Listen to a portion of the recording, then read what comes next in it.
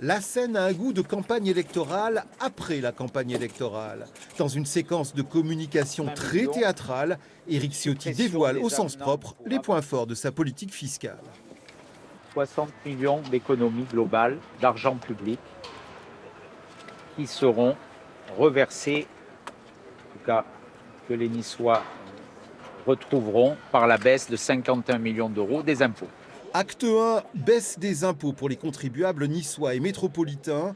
Elle portera sur la taxe foncière, rabotée de 4,5%, la taxe sur les ordures ménagères et la taxe d'habitation pour les résidents secondaires. J'ai voulu commencer par la baisse des impôts. C'était un engagement, nous le tenons, parole tenue, parole respectée, 51 millions d'euros d'impôts de moins pour les Niçoises et les Niçois demain.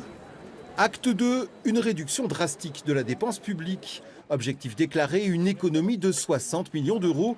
Et pour illustrer le propos, une mesure symbolique. Voilà. Je ne sais pas si celle-là, c'était celle qui était à Paris. Il y en a une qui vient de Paris, donc je ne sais pas si elle aura une plus-value parce qu'elle est garée boulevard des Invalides. 25 véhicules de fonction attribués aux élus seront mis en vente. 25 voitures, ce n'est pas simplement un symbole, c'est une première étape. Le maire avait 3 véhicules. Voilà, bon, ça en fait quand même de trop, quoi.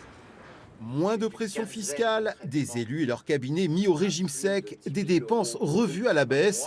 Ces mesures seront mises au vote et adoptées demain au conseil municipal, puis au conseil métropolitain. La confortable majorité dont dispose Éric Ciotti sur la scène politique le met à l'abri des coups de théâtre.